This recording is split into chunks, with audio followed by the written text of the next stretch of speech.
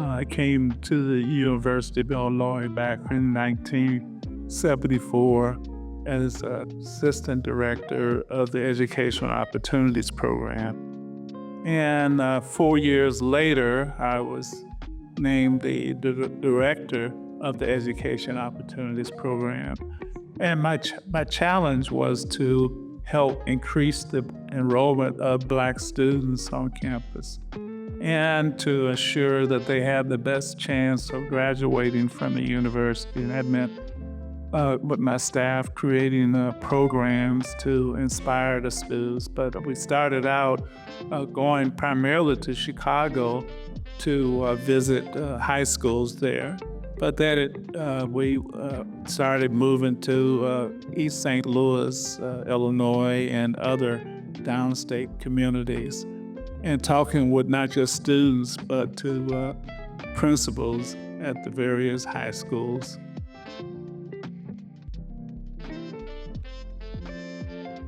And we connected with the Black community as well. There were some outstanding people in the community, such as the wonderful John Lee Johnson, the community leader, who inspired the students. And suddenly, in my first week on campus, he went out to the residence hall, the Florida Avenue Residence Hall, and brought in about 30 African American students and said, well, this is Dean Michael Jeffries, and he's from Chicago, like many of you, and he wants to talk to you, meet you, and you should come in and to his office and feel comfortable.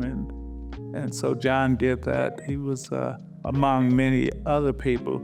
I would say the late John Lee Johnson, who helped create housing. He was a leader that created housing up on First Street, a community area where mostly African Americans families moved in there. So, and he and like many others wanted me to have a history of what had happened at the campus before I came.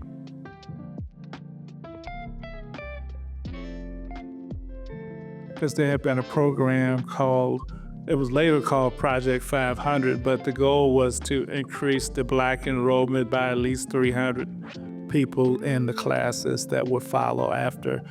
There had been an effort that was called Project 500 to bring in at least 500 African American students who were from not just Chicago or not just from Illinois, but some of them came from places like Mississippi and other communities all around Illinois.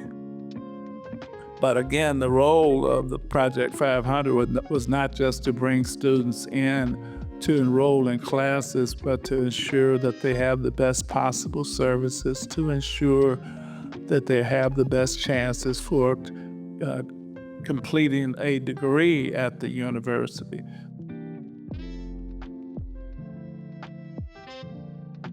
So over time, we developed some other programs, such as we had a program called McNair Scholars, named after Ronald E. McNair, the astronaut who died in the Challenger explosion a few years earlier.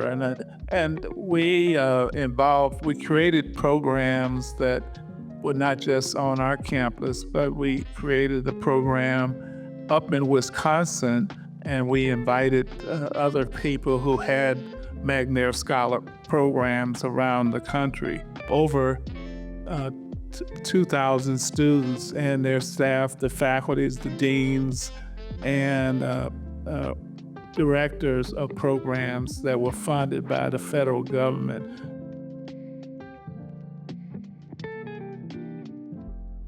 At this point, we're concerned about what's happening with the new administration in Washington, because the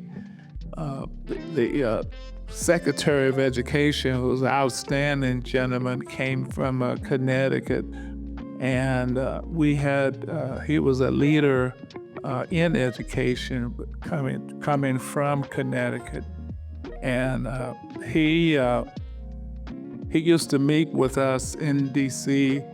every year at an annual conference, and it would inspire people from all over. Of course, they came from the University of Illinois in the last few years, but as well as we would come to D.C.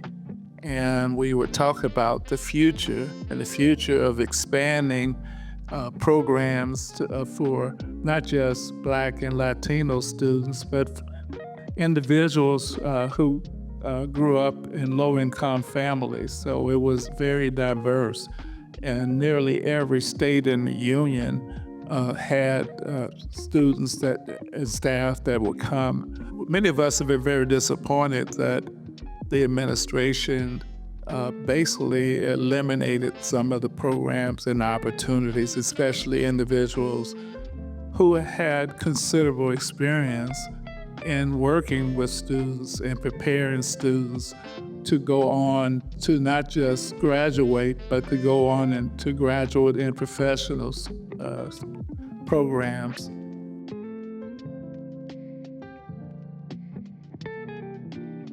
For instance, I noted that people that were in our program, I can speak very well about that at the University of Illinois. We had students that were Magna Scholars, and they would go on to other schools, and many of them would go to our university. Matter of fact, one of the participants in the program is now in the College of Business after when he finished his undergraduate degree at the University of Illinois. He went on to the Ohio State, and he finished his advanced degree there. Then later on, he was hired as a professor at School of Business. Well, he's in the School of Business now as a professor, but he was he and another Magna Scholar. They were over at Iowa State University. And so I guess we also want to know, because I know that you did a lot of things over your time, and we want to know what inspires you to do the work that you did, because you obviously made an impact, and I know I can only speak for me. I am one of those people that are part of the many programs that you help implement and continue. So what inspired you to actually do the work that you do? The students themselves, because sometimes they had their dreams, but after they were exposed to opportunities, and we would bring in some of the recent graduates that would come, and they would talk about their experiences.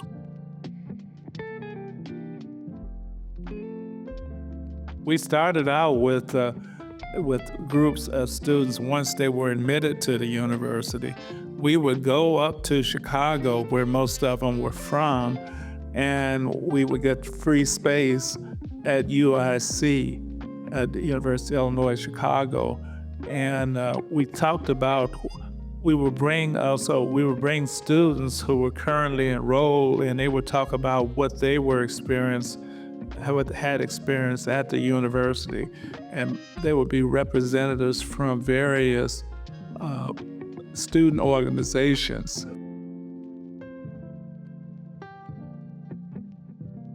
The late Bruce Nesbitt, he passed a few years ago. He and his staff, which was a part of our department, did a whole lot. That was a time we did not have as now there's an Illinois Soul in the community, WILL, but the first radio production was created by a guy that was on Bruce Nesbitt's staff, the late Steve Burdine. And he would, and we did not have, we couldn't find Black music in this town. Now there's a lot of it, but the first one was created by the African American Culture Program. And the staff that was over there created it, and it had music all around the clock. But it was very hard to find the music that the students had appreciated from the communities where they came. And that's no longer an issue.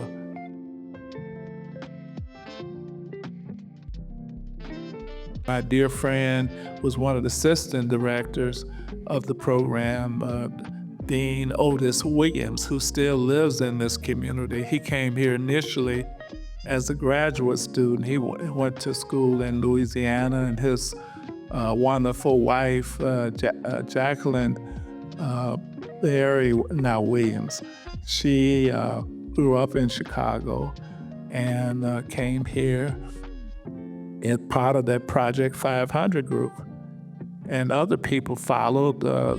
Deacon Alfred Anderson, who's one of the deacons here at the church, and I remember when he was on the basketball team. I've got a note from a wonderful student that was a part of my group when I was here at the university in the community, that she is now a physician, and she got her, after getting an undergraduate degree at the University of Illinois, she went to the University of Illinois in Chicago, and she's sent me a picture of her and her husband, and the picture, she's going on the maternity leave now, but she's been featured in a lot of different magazines. In the admissions office, the assistant director, the director of admissions, is a student I got to know when he was here as a football player, a star at that. He and happened to be a friend of my son's because they worked. My son, he worked after he graduated from University of Illinois at Springfield. He spent time working in admissions, and then one of his good buddies is now over here in admissions. The late Clarence Shelley was hired as the first person that was in a major leadership role. He came from Detroit. Then he hired a guy named Dr. Ernest Morris, who's still a dear friend, and he encouraged me to come to the University of Illinois. And I had a lot of experience. I was a little bit older than some of the students that I met at Eastern Illinois University, and where I met him when he was in admissions there in graduate school. And it goes on. I mean, there are people like Michael Tony, who I recruited to come to this university from Chicago, and he had worked in engineering there. But it was the other people that were already here that came about the same time I did. A guy named Robert Copeland, who was from North Carolina, and he and his wife came to the university. When I was here for my interview, he had just accepted an admissions offer to the Liberal Arts and Science College. And around the same time as I was moving around on the interview plan to meet people, to talk about the university, encouraged me to come. There was Dean Paul Parker, who was hired just a couple years before I came here. And we worked on a plan to increase the enrollment of Black and Latino students.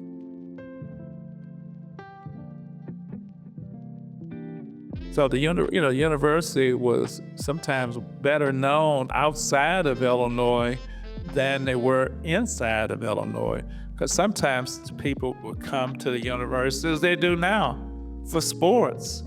Not just basketball and football, but we had students that were excellent swimmers. They were all of the sports. We would have sometimes competing interests.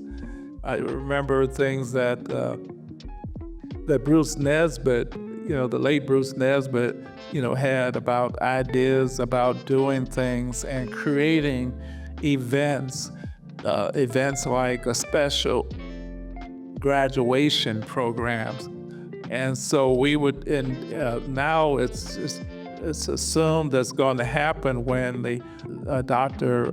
Ali Davis and the Black chorus has been getting involved with things at a graduation. We would first, it was a small number of things, and then it expanded, and we couldn't find space large enough to include people coming out and enjoying the events. But what was really joyous for us, as me and both of my assistant directors, we were honored in Washington, D.C. By a national group about the structure, the kind of things that we would do to encourage students to not only come to the university, but we had a very high level number of students who graduated. And it was called a comprehensive model because we included many different things that students would enjoy doing at the university. Thank you so much for the legacy that you have left in the community and also in Champaign. And like I said, it still lives on today. I'm one of those students that are part of one of the programs that you have started, and there's many people in our congregation as well. So thank you so much.